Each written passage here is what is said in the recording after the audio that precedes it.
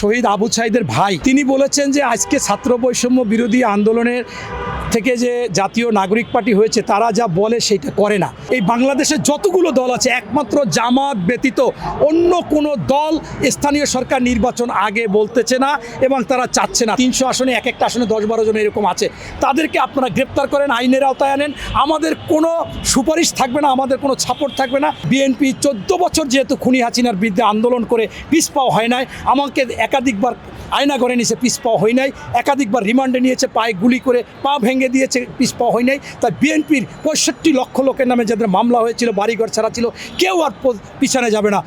দর্শক স্বাগত জানাচ্ছি কোরাস নিউজে। সাথে আছে, আমার সাথে আলোচনায় আছেন ডক্টর কাজী মনিরুজ্জামান মনির, সিনিয়র যুগ্ম আহ্বায়ক, তাঁতিদল কেন্দ্রীয় কমিটি বিএনপি এবং উপদেষ্টা বাগেরহাট জেলা বিএনপি।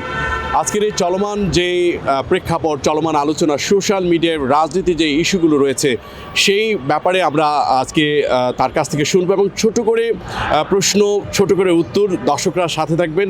ডক্টর কাজী মনিরুজ্জামান মনির ভাইকে আমাদের আজকের এই কোরাস নিউজে স্বাগতম। মনির ভাই কেমন আছেন? জি আলহামদুলিল্লাহ, ধন্যবাদ আপনাকে আপনার কোরাস নিউজে আমাকে ডাকার জন্য বা আমার সাক্ষাৎকার নেওয়ার জন্য। মনির ভাই, আমি আসলে আপনার রাজনীতির প্রেক্ষাপট, এই আপনার বর্ণাঢ্য রাজনীতি সম্পর্কে দেশবাসী ইতিমধ্যেই জেনেছেন। আমি বলতে চাচ্ছি চলমান যে ইস্যুগুলো, যে জাতীয় নাগরিক পার্টি যে দলটি করেছেন, এখানে বিএনপি কেন সমালোচনা করছে? ধন্যবাদ আপনাকে। আমরা বিএনপি কোনোভাবেই এই জাতীয় নাগরিক পার্টির সমালোচনা করতেছি না এবং আপনারা জানেন যে আমাদের দলের নীতি নির্ধারণী হচ্ছেন আমাদের ভারপ্রাপ্ত চেয়ারম্যান মহোদয় তারেক রহমান সাহেব। তিনি কিন্তু শুরু থেকে যখনই শুনেছিলেন যে তারা দল করবেন, আপনারা শুধু এই নাগরিক পার্টি না, এর আগে ওনারা নাগরিক কমিটি করেছে, এর আগেও আরেকটি দল ঘোষণা করেছেন, এর আগে ছাত্র বৈষম্য বিরোধী কমিটি করেছেন। সব কিছু মিলিয়ে আমাদের নেতা জনাব তারেক রহমান সাহেব বারবার বলেছে যে নতুন দলকে আমরা স্বাগতম জানাই, শুভেচ্ছা জানাই, অভিনন্দন জানাই। তবে আমরা এইটা অনুরোধ করব অন্তর্বর্তীকালীন সরকারের কাছে এবং যারা দল করবে, যাতে সরকারি সুযোগ সুবিধা নিয়ে তাদের পৃষ্ঠপোষকতায় যাতে কোনো দল না হয়, সেইটার জন্য সেই কথাটা আমাদের ভারপ্রাপ্ত চেয়ারম্যান মহোদয় বলেছেন। কিন্তু ইদানিং আপনি যে সমালোচনা দেখেছেন সেইটা আসলে বিএনপির কোনো নেতৃস্থানীয় বা পদবী যাদের আছে তারা সমালোচনা করতেছেন না। গতকালকে আপনারা দেখেছেন যে জাতীয় নাগরিক পার্টির সেই সমাবেশে আমাদের সিনিয়র যুগ্ম মহাসচিব জনাব রুহুল কবির রিজভী সাহেব গিয়েছেন এবং শহীদুদ্দিন চৌধুরী এনি যুগ্ম মহাসচিব তিনি গিয়েছেন। দুইজন আপনার সত্যিকার অর্থে আপাতমস্তক রাজনীতিবিদ এবং তারা ছাত্র রাজনীতি করে বিভিন্নভাবে তিলে তিলে এখানে এসেছেন এবং এরা যোগ্য, তারাই কিন্তু গিয়েছিলেন। বিএনপি যদি তাদেরকে কোনো রকম অন্যভাবে দেখতেন তাহলে কিন্তু অবশ্যই এদের পাঠাতেন না। দেখা যেত যে অন্য দুইজন ছাত্র থেকে কেবল এসেছে, সদস্য হয়েছে, এরকম দুইজনকে পাঠাতেন। অবশ্যই বিএনপি গুরুত্ব দিয়েছেন এবং বিএনপি মনে করে, আমাদের নেতা তারেক রহমান সাহেব মনে করে যে কোনো দল শত্রু না, কোনো দল প্রতিপক্ষ না, তারা আমাদের প্রতিযোগী। এই প্রতিযোগীদের মধ্যে যত প্রতিযোগী অংশগ্রহণ করবে প্রতিযোগিতা তত ভালো হবে এবং নেতা কর্মীরা তারা মানুষকে মূল্যায়ন করবে, জনগণ আরও মূল্যায়িত হবে।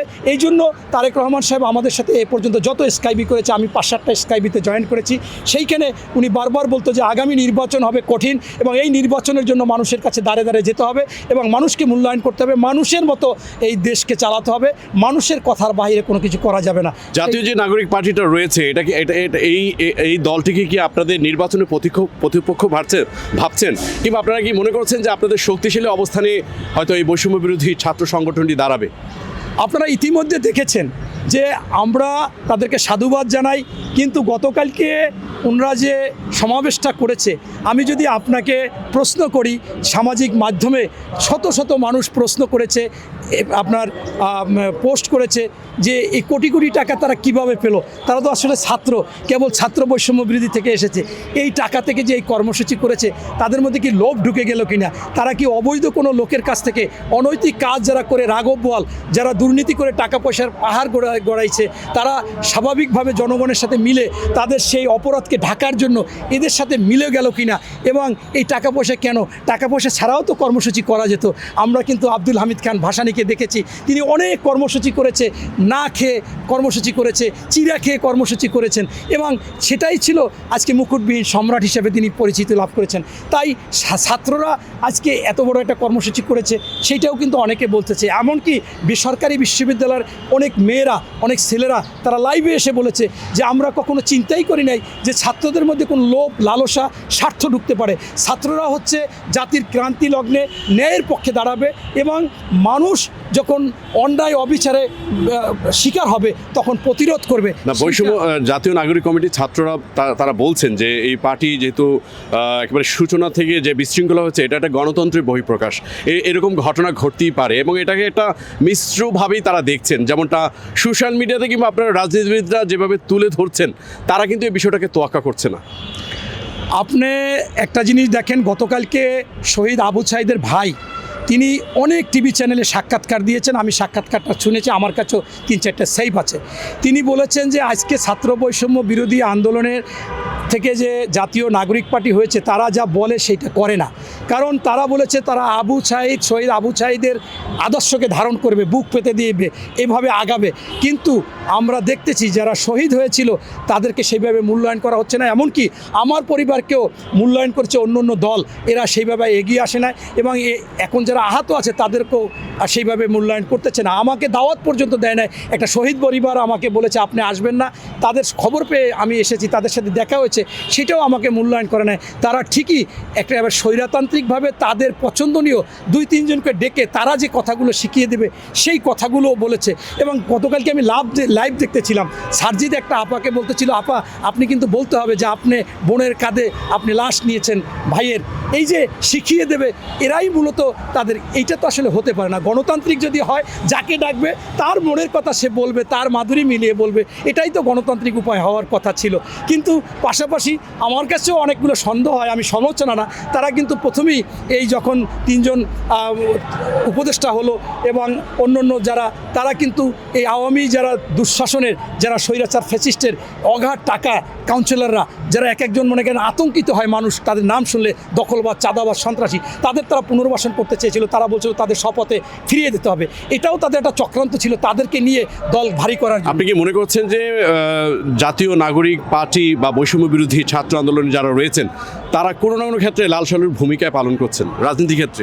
অবশ্যই আমার কাছে সেইটাই মনে হচ্ছে। কারণ কি, নতুবা তারা কেন এই যে যারা অবৈধ অর্জন করে, যারা মনে করেন অন্যায়ভাবে বিভিন্ন টাকা পয়সা ব্যাংক ডাকাতি করে রেখেছে, তারা কিন্তু বহাল তবিয়তে আছে, তাদের পৃষ্ঠপোষক করতেছে, তাদের সহযোগিতা করতে চায়। আপনাকে একটা উদাহরণ দিলে আপনি বুঝবেন যে চট্টগ্রাম বন্দরের SM মনিরুজ্জামান যে চেয়ারম্যান, তার বিরুদ্ধে 500 কোটি টাকার দুর্নীতি, এসে তো পরের দিনই তাকে ওখান থেকে সাসপেন্ড করবে। তাকে কে রাখে, কেন রাখে, কিসের জন্য রাখে?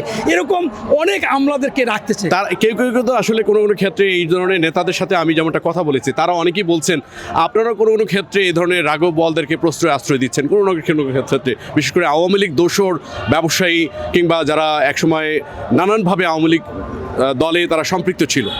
এটা হতে পারে এভাবে যে এই অন্তর্বর্তীকালীন সরকার বা ছাত্র বৈষম্য বা অনেকের কাছে বিএনপি বা ছাত্রদলের কিছু লোকজন, আমি জানি না, এটা হওয়ার কথা না, কারণ তাদের হাতে পাওয়ার নাই, সেইটা তাদের সাথে সমঝোতা করে রাখতে পারে। কিন্তু এরা হচ্ছে ক্ষমতায়, বিএনপি তো ক্ষমতায় না, বিএনপি ক্ষমতায় রাখার না থাকলে সে কীভাবে এক একজনকে রাখবে, সেইটা ক্ষমতায় হচ্ছে অন্তর্বর্তীকালীন সরকার এবং ছাত্র বৈষম্য বিরোধী থেকে যারা এসে বসিয়েছেন। এবং আপনারা দেখেছেন ডক্টর ইউনূস সাহেব ইতিমধ্যে স্পষ্ট করেছেন যে ছাত্র বৈষম্য বিরোধী থেকে তিনি দল করতে বলেছেন, দল করলে ভালো। বিএনপি ক্ষমতায় নেই, কোনো এক নেতা তো বলছেন যে কাউকে গ্রেফতার করতে হলে আমাদের অনুমতি নিতে হবে, এক বিএনপি নেতা, যেটা সোশ্যাল মিডিয়াতে ইতিমধ্যে গণমাধ্যমগুলো প্রচার করেছে। আপনি ব্যক্তিগতভাবে অনেকে অনেক কিছু বলতে পারে, কিন্তু আমাদের সবসময় মনে রাখতে হবে যে আমাদের নীতি নির্ধারণী ফোরামের প্রধান হচ্ছে ভারপ্রাপ্ত চেয়ারম্যান মহোদয় তারেক রহমান সাহেব, পরবর্তীতে হচ্ছে আমাদের মহাসচিব মির্জা ফখরুল ইসলাম, এরকম এরপরে স্থায়ী কমিটির মেম্বার। এখন যদি কেউ অন্যরকম বলে, আমি বলি এইটাকে আসলে ধরার বিষয় হবে না। আমরা যেমন আমাদের জামাতের আমির, উনি যে কথাগুলো বলেছে সেইগুলো আমাদের সিনিয়র যুগ্ম মহাসচিব কোট করেছে, যদিও সমালোচনা হয়েছে। উনি বলেছে ভারতের সাথে শত্রুতা নাই, তাদের সাথে মিলেমিশে রাজনীতি করতে চায় এবং আওয়ামী লীগকে ক্ষমা করে দিয়েছেন এবং ওনরাই দেশপ্রেমিক, অথচ তারা দেশের স্বাধীনতাই করে না। স্বাধীনতা না করলে সে বাংলাদেশের জন্য কেমনে দেশপ্রেমিক হয়? জামাতের সাথে আপনাদের দ্বন্দ্বটা কোথায়? এটা কি স্বার্থ নিয়ে দ্বন্দ্ব, নাকি একসময় তো খুব একই টেবিলে আন্দোলন সব কিছু ছিল, কিন্তু 5ই আগস্টের পরে কেন এত পট পরিবর্তন? একে অপরের রাজনীতির মেরুদণ্ডে আপনারা কেন যেন মনে হচ্ছে একটা বিরোধী দল অবস্থান করছেন। আমরা জানেন যে এই জামাতকে অলিখিতভাবে 91 সালে আমাদের চেয়ারপারসন বেগম খালেদা জিয়া বলেছে, যেখান থেকেই আমরা না হতে পারবো যদি জামাতকে সাপোর্ট দিলে হয়, জামাতকে আমরা সাপোর্ট দিয়ে করেছি।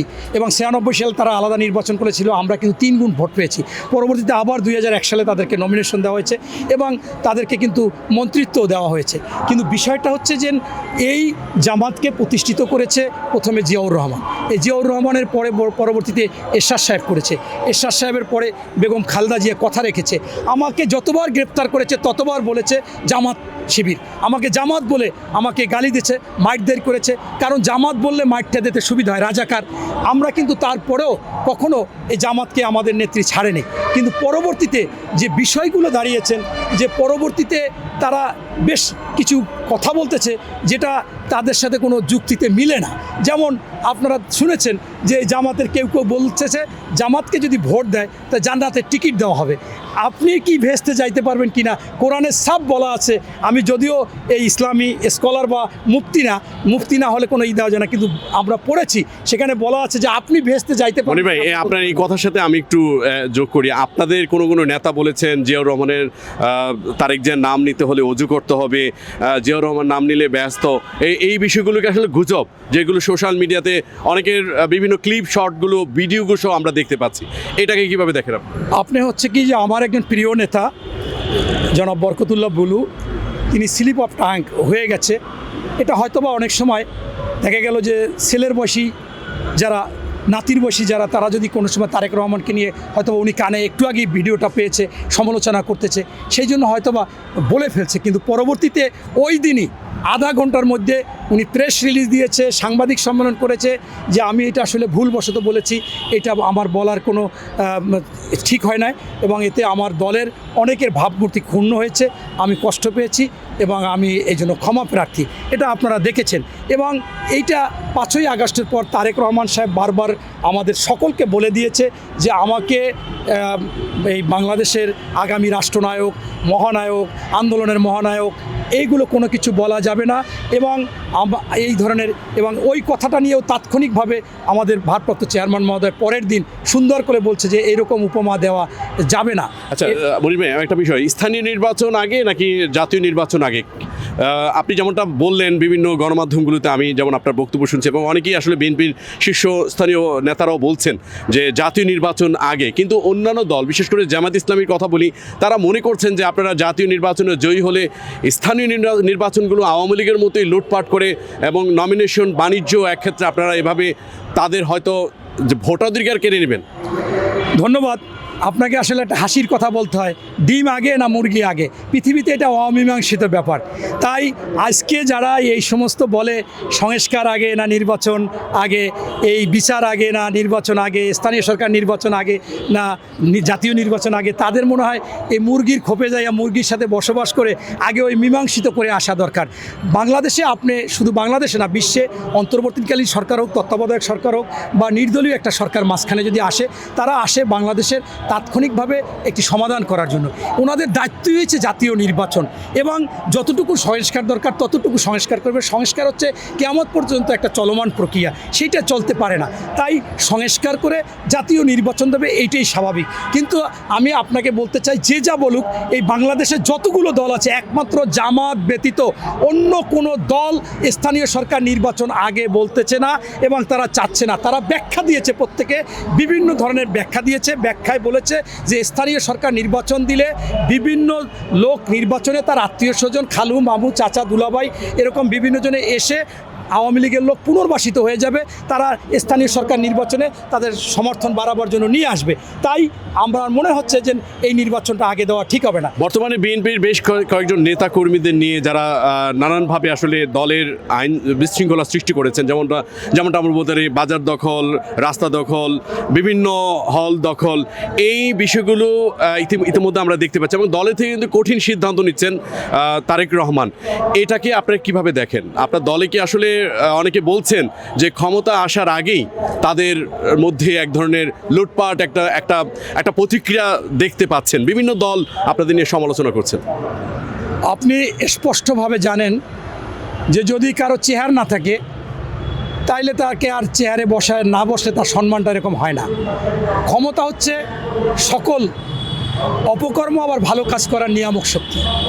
কিছু দুষ্ট লোক অপকর্ম করবে, আবার বেশিরভাগ লোক ভালো কাজ করবে।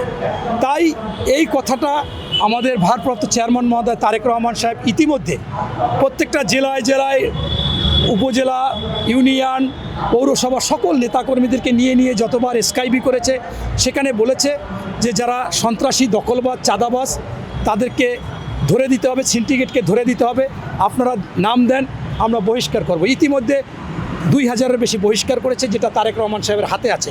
আপনারা জানেন যে যুবদলের একজন সদস্য মাইকিং করে, তার পিছনে সবাই ছিল যুবলীগ, ছাত্রলীগের লোক। সেই একটি ছেলে গাজীপুরে শোনার সাথে সাথে সেখানে গিয়ে যুবদলের সাধারণ সম্পাদক নুরুল ইসলাম নয়ন গাজীপুরে মামলা করে 4 জনকে গ্রেপ্তার করিয়েছেন এবং এই প্রেস ক্লাবে সাংবাদিক সম্মেলন করে তাকে প্রাথমিক সদস্য থেকে সকল পদ থেকে বহিষ্কার করেছেন এবং বলেছে বাংলাদেশে এটা চলমান। তাই আমাদের এইটা চলবে এবং আমাদের হাতে যেটা ক্ষমতা আছে সেইটা তারেক রহমান সাহেব বলছে যে আমি যে এটা বলতেছি এটা নাটক মনে করবেন না, এই জন্য যে আমি তো ক্ষমতায় না, ক্ষমতায় হচ্ছে অন্তর্বর্তীকালীন সরকার। আপনাদের কাছে সবিনয় অনুরোধ, হাতে গোনা প্রত্যেকটা আসন, 300 আসনে এক একটা আসনে 10-12 জন এরকম আছে, তাদেরকে আপনারা গ্রেপ্তার করেন, আইনের আওতায় আনেন। আমাদের কোনো সুপারিশ থাকবে না, আমাদের কোনো ছাপড় থাকবে না। এবং আরও সহজ হচ্ছে এই 2000 লোককে যে বহিষ্কার করছে, এই 2000 লোককেই তারা গ্রেপ্তার করতে পারে। পাশাপাশি আপনার মাধ্যমে আমি বলতে চাই, সারা বাংলাদেশে আওয়ামী সময় বা এখনও যে সমস্ত ওসি, এসপি, টিওনো, ডিসি তারা আছে, তাদেরকে ডেকে এনে নাম দিয়ে তাদেরকে কিন্তু কঠিন শাস্তির আওতায় আনতে পারে। মনির ভাই, আপনাকে একবার সর্বশেষ প্রশ্ন দিয়ে আমরা আজকের এই আলোচনা শেষ করব। সেটা হলো ইদানিং যে জাতীয় নাগরিক পার্টি এবং জামাত যদি একত্রিত হয় এবং এই ক্ষেত্রে যদি বিএনপির বিরুদ্ধে তারা অবস্থান নেয়, যেমনটা এক্সাম্পল দিতে পারি, আন্দালুর রহমান পার্থ তিনি বলেছেন যে দেশে এটা গৃহযুদ্ধ হওয়ার সম্ভাবনা রয়েছে। সেই লক্ষণটা কি আসলে এভাবে প্রতিফলিত হবে কিনা? জামাত এবং জাতীয় নাগরিক পার্টি যদি একত্রিত হয়ে বিএনপির বিরুদ্ধে আন্দোলন করে, এবং যেমনটা জাতীয় নাগরিক পার্টি তারা বলছেন যে শেখ হাসিনার বিচার না হওয়া পর্যন্ত এদেশে কোনো নির্বাচন হতে দেবেন না এবং জাতীয় নির্বাচনের আগে স্থানীয় নির্বাচন, এই প্রেক্ষাপটে যদি একটা সমস্যা সৃষ্টি হয়, দেশ কি আসলে সেই কালো থাবার মধ্যে, কালো ধোঁয়ার মধ্যে অন্ধকারে চলে যাবে কিনা? ধন্যবাদ। আমি এর আগে অনেকবার বক্তব্য দিয়েছি এই জাতীয় আপনার নাগরিক পার্টি হওয়ার আগে, যে অন্তর্বর্তীকালীন সরকারের অনেক এবং বৈষম্য বিরোধী ছাত্র আন্দোলন, নাগরিক কমিটি এবং জামাত একই সুতায় গাঁথা। এটা আমি অনেকবার বক্তব্য দিয়েছি মঞ্চে। তাই আমি আজও মনে করি যে তারা এই ধরনের, কারণ তাদের কথাবার্তা একই সুরের। আমার কাছে মনে হচ্ছে গৃহযুদ্ধে যাওয়ার সম্ভাবনা নেই, এই জন্য যে বাংলাদেশে এই জামাত বা ছাত্র বৈষম্য বিরোধী পার্টি থেকে যারা আসছে, এরা আসলে লিস্টেড, তাদের ঘরে পরিবারে যারা আছে, পরিবার বলতে আমি বলছি যে জামাত পরিবার, যেমন আমাদের বিএনপি পরিবার, তারাই আসলে সকল জায়গায় আসে। এবং আপনারা দেখেছেন যে একজনে ওয়াজ নসিহত করতো, সেখানে অন্য একজন মুফতি, যে লোকটা হজ নসিহত করতো তারই ছাড়, সে বলেছে যে ওই জায়গায় একটা সংগঠনের লোক চারিপাশ থেকে আইনের লোক ঢুকাইয়ে দিত, তারা এসে সেখানে জমায়েত হইতো। তাই আমি মনে করি যে আজকে যে দলগুলো, তারা তাদের গৃহে বা তাদের পরিবারের যে লোক আছে, তারা আসলে সোচ্চার, সামাজিক মাধ্যমে সোচ্চার, তারা প্রোগ্রাম হলে যায়, খাইয়ে না খাইয়ে যাবে, সব জায়গায় যাবে।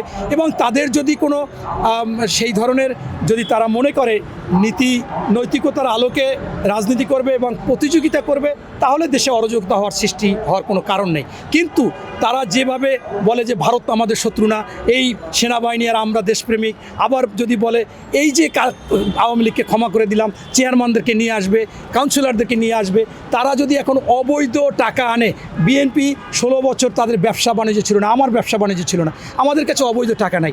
এই অবৈধ টাকা এনে যদি তারা দলকে সংগঠিত করে এবং মনে করে যে আমরা ক্ষমতায় আসব এবং এই অন্তর্বর্তীকালীন সরকার যদি পৃষ্ঠপোষক করে, তবে বিএনপি 14 বছর যেহেতু খুনি হাসিনার বিরুদ্ধে আন্দোলন করে পিছ পাওয়া হয় নাই, আমাকে একাধিকবার আয়না ঘরে নিয়েছে, পিছ পাওয়া হয় নাই, একাধিকবার রিমান্ডে নিয়েছে, পায়ে গুলি করে পা ভেঙে দিয়েছে, পিছ পাওয়া হয় নাই। তাই বিএনপির 65 লক্ষ লোকের নামে যাদের মামলা হয়েছিল, বাড়িঘর ছাড়া ছিল, কেউ আর পিছনে যাবে না, অবশ্যই ড্যাম কেয়ারভাবে এটা প্রতিরোধ করবে। আর এই প্রতিরোধ করতে গেলে সেখানে একটা সমস্যা হতেও পারে, সেই ক্ষেত্রে আন্দোলন প্রমাণ পার্থক্য কথা অযৌক্তিক না। ধন্যবাদ। মনির ভাই অনেক ধন্যবাদ আপনাকে আসলে সময় দিয়েছেন ক্রাশ নিউজে। দর্শক বন্ধুরা যেমনটা বললেন মনির ভাইয়ের কথাগুলোর মধ্যে বেশ কিছু সুবিন্যস্ত ফুটে উঠেছে। তিনি বলেছেন যে দেশ আমাদের সবার, 24-এর গণ অভ্যুত্থানে সব দলের অংশগ্রহণ ছিল এবং এই দেশটি যেন অন্ধকারে না চলে যায়, এই জন্য প্রত্যেকটি দলের গণতন্ত্রের সৌন্দর্য বহিঃপ্রকাশে নিয়েই একটি অবাধ সুষ্ঠু নির্বাচন প্রত্যাশা সবার। ভালো থাকবেন, ক্রাশ নিউজের সাথে থাকবেন। আল্লাহ হাফিজ।